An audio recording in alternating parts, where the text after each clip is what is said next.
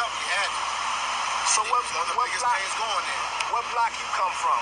He wanted to talk about coming up in the GD era. It was rivals. You had the GDs, you had the brothers. I came up in that era, back in the late '80s and stuff. It was a little hectic, man. Word up when you was younger. Cats waiting after school. GDs all across the street. Down the street, you got the brothers clashing at White Castles, McDonald's, all types of shit. GDs put 6-point stars in the middle of the sidewalk. Students walking outside of the sidewalk on the street because you couldn't walk over that star or niggas would beat you half to death. Couldn't bang your hat a certain way. You better wear your shit straight like this. Like this. No, none of that. No, none of that. No, don't even act your shit. Right now, when games from Chicago, one of my targets is Larry Hoover. I'm not sure I want to get into that because I don't understand enough about this. I can deal with that. See, the reason why a lot of niggas don't be talking about GD, that's why I love Shabazz, man. Shabazz with the shit. Everybody's still talking about Gangsta Disciple. That's more like in the 80s, man. It's bigger and better things. It's more about growth and development. It ain't just about not talking. It's about knowing the constitutional rights. Tell me, in your opinion, what does GD mean to you? And we don't have to specify GD. What does... I'm not answering that one. What does GD mean to you? Or just in your upbringing? What that is, I really don't know. Anybody here know what that is? Gangs ain't just not started. There was gangs before these black gangs came even into existence. There was gangs before that. There was the Hamburgers, and some of the other Irish gangs that was coming up. And they were killing people. They was extorting people. They were doing all the things that they say blacks are doing now. And the thing is that they went on to become legitimate. That was supposed to be an adolescent period that they went through. But they had people of the older group who molded them and guided them into City Hall, into industry, into the other departments of government. He's just explaining that the white folks is the one that guided the black folks into their position. That's what he just said. In order to know a man, you must know the content of his character. You can't really judge a man based on what he says. Some jail shit. Fuck what a nigga say, watch what he do. But in order to find out if that's true or not, you gotta give that man a chance. It don't really matter if he was a GD, if he was a mole, if he was a blood, if he was a crip, hustler, whatever you is. Somebody gotta give you a chance. And although we all make mistakes, we can be redeemed. So I ask myself, what is the content of Hoover's character? Well, anytime you do a extensive amount of time, it can have two effects. It can hard you, or it can make you think. And I thought, what are the thoughts like on a day-to-day basis in incarceration? Well, basically, you think about preparing yourself for the future and preparing yourself for one day when you will return to the streets. If you're prepared, yes, I'm prepared. I've got employment. I want to do something for the community. I see these kids coming in here every day with 10, 20, 30, 40 years. Their lives wasted just like I wasted mine. Because ideologies, street gangs, one teenager don't like the other teenager because the way he wears his hat. Because his ideology is different from his. The same don't like a vice lord. We all black people. He has always been loved and child. And all this stuff he gotten into, I don't know why and what reason to get into it, because he was a child has always understood. He would go out there, if he took a little way and went to the NP at that time, we had A's and P's, and delivered people's groceries. Larry's gonna bring that money home and give it to me. He made sure that we didn't suffer even from a kid coming up. That's the type of person Larry was. Well, first of all, it was just an honor to meet him. He's a quiet person, highly intelligent, very nice, very good brother. And we had an opportunity to meet. He was somebody that all my life, I used to be a GD. So brothers had always told me that he was somebody, that I was somebody that Mr. Hoover would like to meet. And that I would, and that would, embrace me. And I was always a thinking person. I found Larry Hoover to be highly intelligent, a true born leader. And it was interesting that I had saw on national television one night, they were talking to Bill Clinton about a gang, they had a gang task force throughout the United States, and they were talking about the disciples, and they mentioned Larry Hoover's name. And so the next day when I saw Mr. Hoover, I told him that I saw them talking about him on national news, and I was concerned. And Mr. Hoover said to me, he said, man, he said, I know I'm never getting out. He said, I'm not concerned about that. What I'm concerned about is my family. He's a true giant. That man had no regard for himself, but had regard for his family. He's very family orientated, and he was a good brother. We had 3 brothers. Well, I did have 3 brothers. I only have 1 now. 2 is deceased. But Larry was always understanding. He was the oldest. During holidays, he was always there. Christmas time, by my mom being the mom and dad in certain situations, he would always say, Mom, don't worry about me. Make sure Diane and Ronnie and Charles Ray was taken care of. We had a lot of good times together growing up. Even to you from a neutron's perspective, Larry Hoover stopped a lot of bullshit in the hood that the police could never stop. He's an excellent guy. I remember once when we was about 10 years old, we was playing in the streets, and a guy he was playing on the pole, and a fellow had put me to sleep. I was supposed to, I remember Fred put me to sleep, and I fell out on the street, and all other chumps was around laughing, and nobody came to my aid but Larry. What Larry do? He picked me up, shook me out, got me back conscious. When I think of Larry Hoover, I think of 2 scenarios. He could have died One is with me with this Larry. monster that the government Yeah, I've wanted seen to him create. out to your brain like that. This horrible person who ran a gang from a prison for over 20 years.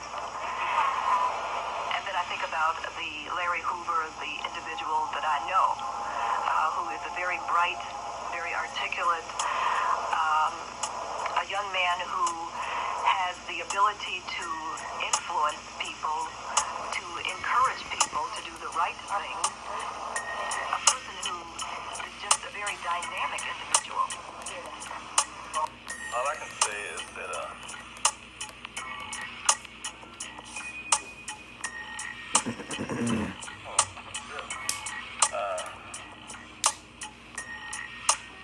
I can't take back what I've done.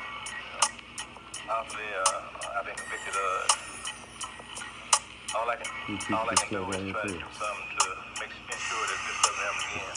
By using the time that I've done, the thought process I've developed, try to make sure that all the youngsters do the same thing I did. They said time is a virtue like matrix. A weak mind in the hurt you get play tricks.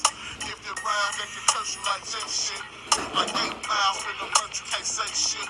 I walk with Father Time as I spit this rhyme. Footprints in the sand like a Christian sign. George Bush prime time couldn't stop this grind. They just want me to sing Akon like shine. So they say gangs are usually started because there's a lack of parental guidance.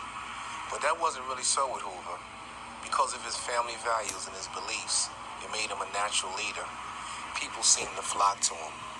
By 1969, Mr. Hoover had started an organization that has spread through much of Chicago, and it's estimated there were 10,000 members strong. Perhaps this is where the problem really started. You gotta realize when this thing was first put together, you know what I'm saying? It was BGDN. Now we're gonna talk straight out, And when it was BGDN, you had David Barksdale, you know what I'm saying? And you had Larry Hoover. And as they come together as one, you know what I'm saying, it became BGD and Black Gangster Disciple Nation.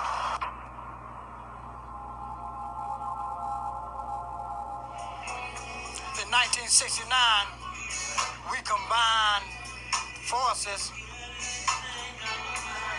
and we established 2 kings and 2 princes.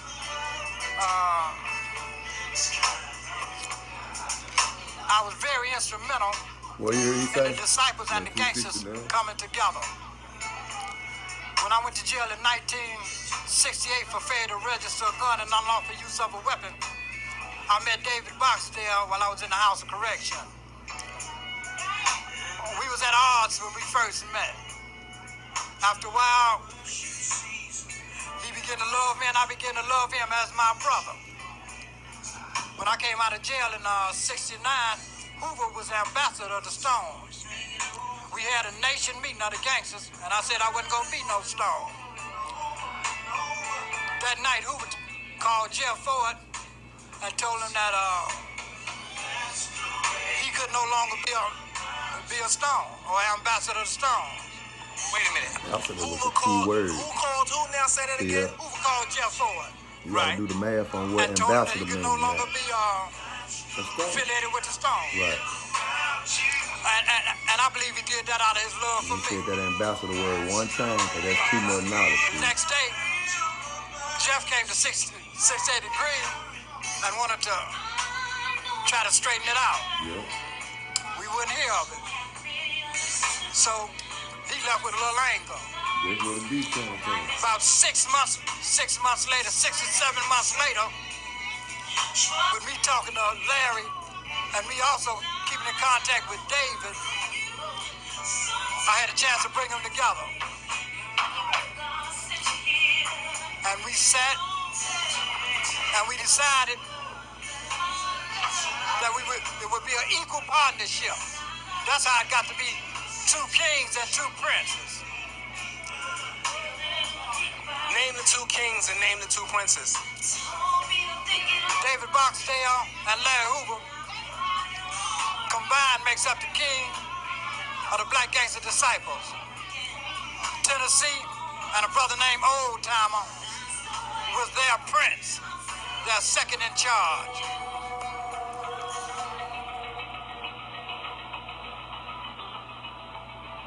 Oh, horseman. With the players of power in position, Hoover and Barksdale start to flourish. GD spread rapidly, but in 1973, according to court documents, Hoover allegedly orders the execution of William Pookie Young for robbing one of his narcotics houses. Hoover is arrested and charged with murder, and although he never pulled the trigger, Hoover is found guilty and sentenced to 150 to 200 years. 23 years old in Statesville maximum security. With 2 football fields facing him for numbers, Hoover still continues to grow. While incarcerated, he starts to establish guidelines for his followers. And like any good thinker, he puts it down on paper, and the paper is known as the blueprint. My cousin came here from Chicago. This blueprint is a bound copy of a jailhouse manual. ATF recovered this manual as a jailhouse, almost a Bible for the street gang. Growth and development, it's GD, it's the same thing. This is just a bound version to cover up what these guys are putting together in jail to structure the street gang out. He put me down in 4 corner pair of hooks. I said 4 corner. You take away a man's freedom. Yeah, 4 corner. I heard 4 corner ain't even vice lord. It's just under the phone. He knows the importance of his own mortality and the importance of human life itself. Man, I done been playing all y'all, bro, for real for a minute in prison. To me, when Brother Hoover, let it be known, 4 corner, a whole nother, this is west side. And it's under the 5. It's like, you know what I'm saying? It's just under the 5 umbrella. That everybody knows that it was about evolution. From gangster disciple to growth. Yeah, I mean, you know, so yeah. everybody didn't want to hear that social change was possible. They still stick to that gangster disciple. That's on them. What Larry Hoover is about, and those that's locked up is about, and the concept that I'm about, is growth and development. Make the individual have a right to grow and develop. Gator Bradley has become the consigliere of Chicago street gangs. I think growth and development is is not necessarily what the Gangster Disciples are all about. I think that might be a farce. I see that the Gangster The boy Disciples, said a farce. 14 years after Growth and Development became a catchphrase, are as powerful and ruthless as ever. However, the same corporate structure that seemed to govern the Gangster Disciples in the 90s doesn't seem to exist as strongly anymore. And there's a lot more independence in this organization. And it's a lot more about me dealing drugs in my neighborhood, making money, than it is in honor and respect and that kind of stuff. But as far as the growth and development goes, I think there were certain people in the organization that used that for their own political ends, and they still are to some degree. But and maybe some of those people are legit now, and they are interested in politics and furthering people's. What I'm saying is you got some GDs beyond that Fortune 500 company. They into mayors, senators, government, and you don't even know it. That's what I was saying. And that's the shit that I ain't gonna. That's some chain links that I ain't gonna break. You know what I'm saying? They said what made this easy was a constant flow of GD members' movements in prison and the streets. In other words, he could just give an order and have someone deliver whatever. In addition to the accusations of him getting whatever in jail and moving whatever in the streets, it was alleged that he started to swell in size. GDs had spread to 35 states. With the increase of members and the increase of power, Al Capone, man, he can't even come in the city. was watching. Back in These the aren't day. kids anymore in the gangs. This isn't the West Side Story of the 1950s movie. These are businessmen. This is the new outfit. This is the new face of organized crime. In the late 80s and very early 90s, they became a national force by recognizing outside markets outside of the city of Chicago and began putting their members in the various cities throughout the United States. The Gangster Disciples are now in a position to import narcotics from foreign countries. They're controlling the distribution of narcotics in Chicago. You know what I'm saying? So everything you see about the Frank Lucas shit, you see what I'm saying? They telling you in this documentary the D brothers is actually trained. The blueprint done trained them. You see what I'm saying? That's why they saying he can't get out. That's why he can't talk to nobody. Jeff Fort there. Yeah, I mean that's obvious. I'm talking about, but shit, Jeff Ford was identified as a leader. Malachi Z. York, all three of them at the same spot, identified as a leader. But I think I think Jeff Ford and it's a possibility, man. It's just gonna be crazy. The month. Look, Malachi Z. York and Jeff Ford probably can have, they probably can. Visual, they can probably go see, touch, and listen to them folks, man. Larry Hoover can't. He's a no contact, no physical contact. If them folks identified as a leader of the organization, they need to do anything with drugs, money laundering, racketeering, and Ford didn't get all that. Ford didn't get all that. All he got was the fact that he got conspiracy to try to shoot a motherfucking airline out because he bought an airline. He bought right. Yeah, he the first terrorist this country done ever does label terrorists. But it's a lie. It's a lie though. It's a lie though, bro. Jeff had just as much power. Listen to what I'm saying. Jeff had just as much power as Larry. And if it can be proven that at some point, man, why in these fuck, if you had just as much power as Larry, why in these fuck is you trying to shoot an airline? Man, listen, it's a Vice Lord set that if you watch Gangland, I don't know the nigga name, he was actually more violent toward the police than Jeff Ford ever could have been, man. This nigga shot on the police station. There was a Vice Lord nigga that shot on the police station, man. But Jeff Ford shooting the airline up, that's a fucking lie, bro. They wanted him in jail because he aligned his establishment with something that was religious to keep a motherfucker out his business in the meetings. Hold on. In the meetings in jail, cuz. So that's why they wanted him. It's cause they organization consists of members in the tens of thousands. That's why that's why they gonna want Larry and Jeff then if that's the why case. they'll never get out. Oh well, that's well if they stipulate it off that, then what it is then. You know, I mean, you know. That's a mass of people that ready to march to whatever his will be. Yeah, but that's still a small amount of people to the white folks and they power that they got on technology. That ain't shit. Now, You know what I'm saying? It's time to prepare. That's what I'm saying. So it's time to let them folks go. Listen, bro. When they got them boys, everything was secret inside. Cause you talked about that shit. You get your ass dealt with back then. That shit was so secret inside. That shit took them by surprise back then when they got them folks. That's why they made a big spectacle of that shit. Made examples out of them folks. That's what they do. You know what I'm saying? And what they feed through the media is and they got time to prepare for it. That shit ever rise again.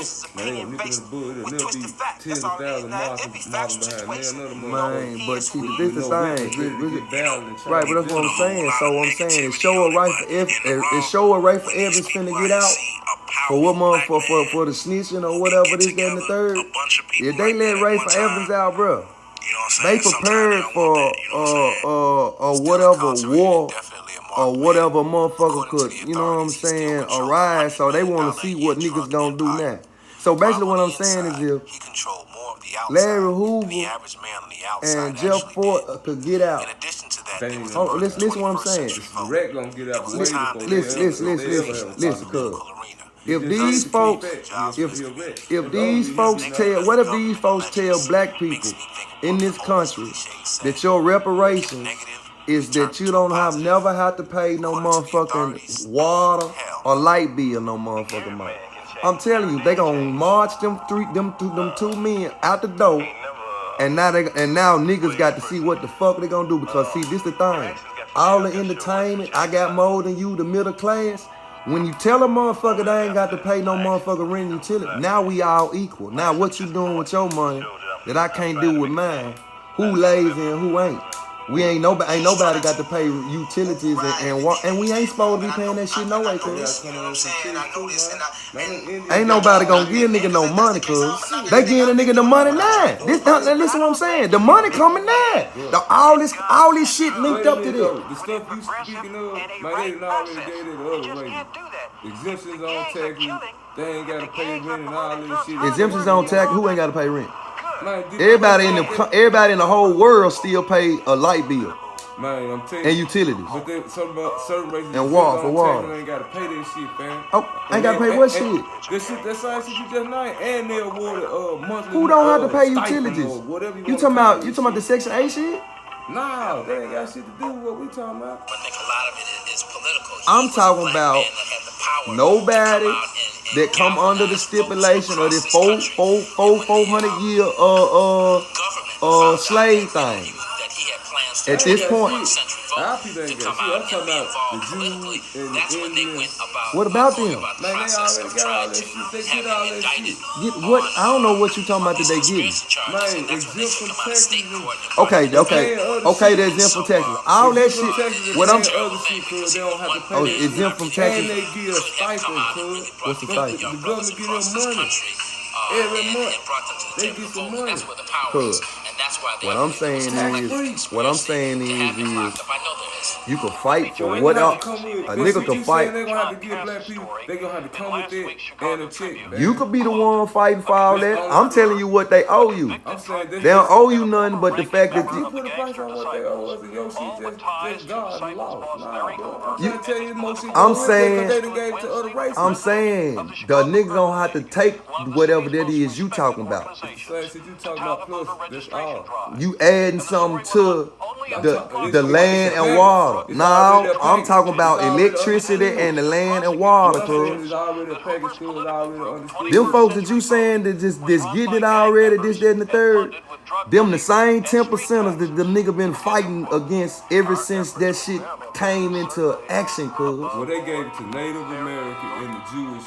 That's the politics of the 10%, cuz. That's how the Bible Belt bracketed it out. The race that suffered from Holocaust and the stuff that happened to the genocide of the Native Americans. Listen what I'm saying. They got the reparations, but black people have never been Listen.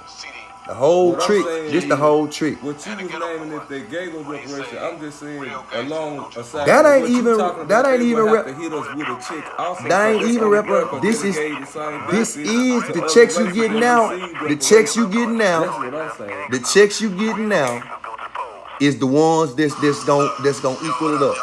So I'm telling you, it's gonna be a reality. The check. This COVID-19 shit, all this show impact. Cuz I'm telling you, cuz whenever they come with, whenever a motherfucker get to talking about some more money or some, just not, I ain't gonna say some more money period. Release money and reparation money two different things, kid. Ain't no, I'm telling you, it ain't gonna be no reparation money. I don't think it is. So if it ain't gonna be no reparation money, the judgment takes place. It'll take all the black people in the United States. The only reparation, when you ain't pointing no fingers, see, you still pointing fingers. The only reparation is when a nigga don't have to pay no motherfucking utilities, because now they gonna render too many black folk equal at the same time. You can have $200,000 and have a bad habit. I can have $20,000, but as soon as I ain't got to pay no motherfucking rent and utilities no more, I'ma hawk your ass down. That's the point I'm making. See what I'm saying? So a motherfucker with the $200,000 and a bad habit, he gonna have to do some thinking in his life right now. If you're gonna have to pay utilities, there's a stipend or a check coming along with it. I'm telling you, no. He and the 6 others are on trial accused Well, of running a multi-million I'm dollar gonna be fraud grateful dealing heroin, that now I can choose to buy me a house versus trying to buy me a house in a world where everybody's main thought process was on some bullshit. Cause now I'm already 5-6 steps ahead of the next motherfucker on just on thinking, period. So I'm like, you know what I'm saying? If you trying to kill me or while I'm trying to survive, and now ain't damn one of us having to pay no rent or utilities, man, it ain't no such thing as no fake friends, no brown nosing, no none of that old shit, man. We all so motherfucking equal, man. You know what I'm saying? We might as well go play basketball or play video games and bet on that shit, man. It ain't no more stunning. You know what I'm saying? The only thing stunning is who looked the best, who could fuck the most bitches or something. You know what I'm saying? That's the only thing to be the stun on, man. Other than that, cuz I'm just saying, I'm just being real, cuz it's gonna be heaven on earth when a nigga, man, just ain't have to pay no rent or utilities. If a nigga think about it. Cause nigga, but I'm just saying, a nigga could be able to go on cruises, dip out, do whatever he want to do when he want to do it. You would have to build your own house and you have to go fully illicit if they have to run. You wouldn't have to do none of that shit. That's how you gonna get off not to fuck with the utility service. I ain't talking. I'm saying for everybody, everybody else in the world that ain't up under that 500 year, that ain't black or that ain't a descendant of a slave. You could be black and not descendant of a slave. You ain't gonna get the money. You ain't gonna even get. You gonna have to still pay utilities. You got to get the water filtration. Well, let's say all of them would have it in their bloodline that every house they buy, every house they buy is gonna be modernized. Now that would come to it, that would be superb. It's gonna be modernized to sustain itself. But I'm saying is that ain't. You still have to get Mr. Light Gas and Water to authorize your shit. Nah, what I'm saying is like this house right here. What I'm saying is we only paying it to utilize or back up some economy some kind of way. All they got to do is, man, look into this shit and find a way that everybody that's a descendant of a slave, everybody that got a white man last name, in a sense, right now, here and on out, they ain't got to pay no rent or pay for utilities, and then get to modernize and whatever house they decide to buy, it's gonna be a natural house, urbanized, most, you know what I'm saying, whether it's expensive or inexpensive, you know what I'm saying, to where everything is gonna be like a house made well. where man everything gonna replenish itself and you know how this you know what I'm talking about them natural houses this shit like that. And man, huh? I mean, I'm saying the thing is without them having to give a nigga no money, without them having to give a nigga no money, you can purchase now and not have to deal with a utility bill. That's smooth.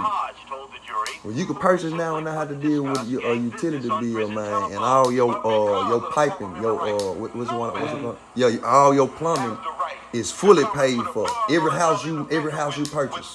You know what I'm saying? Your plumbing and cool. However they work it, I'm telling you, that's the most perfect reparations for black folks, man, to keep them out this line, like, man, and betting and killing one another, man. You know what I'm saying? You have to have a small version of the big shit that make it like gas and water. Who would have to have it?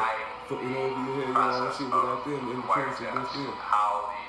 I ain't trying to be against them. I'm saying, are you talking about to not be charged for this while everybody else getting charged? Yeah, every time you get your house built, you have to have your house built like this. The kind of house that got you have to right. You make your own house. Right. Everybody, and how fortunate would that be? That everybody would under but you know that's the whole thing about it. It ain't like the most richest, smartest white folks already ain't doing that.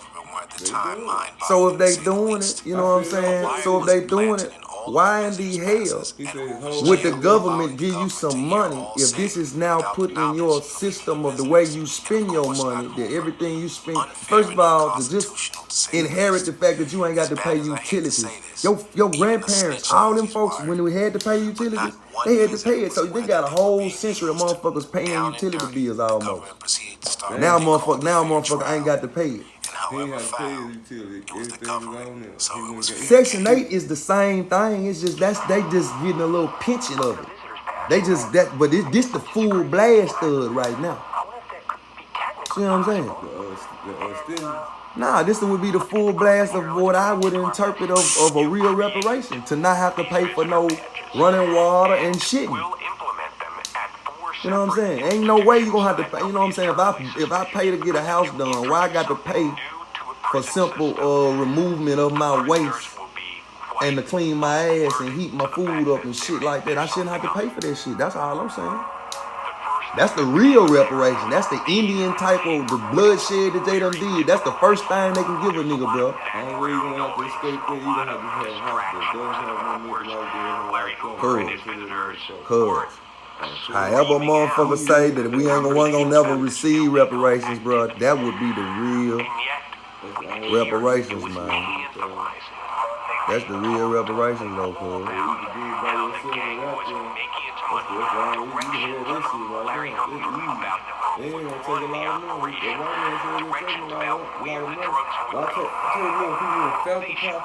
his folks left on the property, he said he went found some property, he had the house built for a little over 40-something, and he hit that motherfucker solar power, whatever. He got the power, the house got his power from the sun, stored barely paid for shit, and he had the water filtration series that when it rained, the house clean, you would force it out to clean drinking water and bathe. This the part right here, cuz.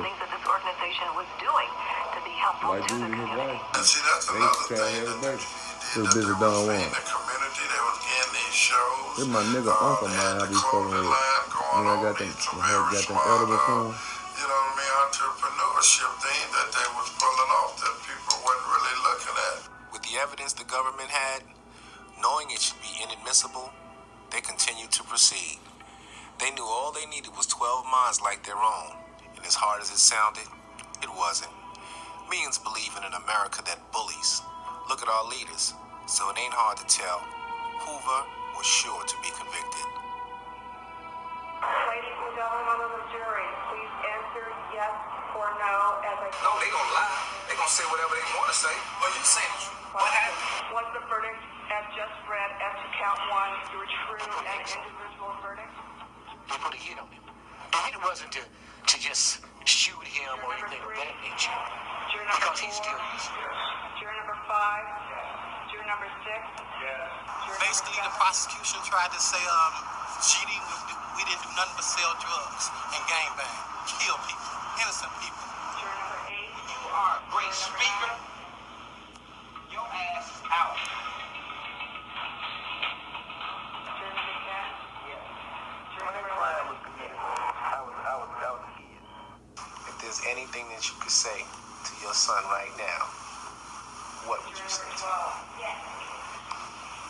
Well, you know, I would say to him, Larry, just pray. There's a God in heaven. We, the jury, in the above entitled cause, find the defendant guilty.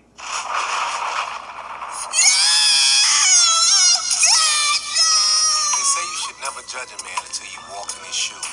And if you was in Hoover's shoes, you'd be walking for your life. And with Hoover literally doing just that, what else does he have left? With his newly added 6 life sentences, 7 2-year sentences, and 4 3-year sentences, on top of his original charges, all he has left is hopes of an appeal. And an appeal is a constitutional right granted to all, no matter your personal opinion or your belief. It is a process that acknowledges the possibility of wrong in a case. And this process is and can be used for the prosecution as well as the defense. Based on the present laws that govern, the case isn't over. I feel as though he should get his appeal, you know, especially if it's by the law of the land. That due process of the law, they should give it to him. So when he comes back to court, they can't even use those bogus tapes. So all those they told and lied on. And for what? Hoover deserves due process for his case. Guilt or innocence is not for our judgment. Judgment should be for right or wrong. And no matter how wrong or right we may or may not be, when you catch a man right to convict him of wrong. And until you do that, how can America lead? How can you expect one to believe in justice when the injustice still continues to play?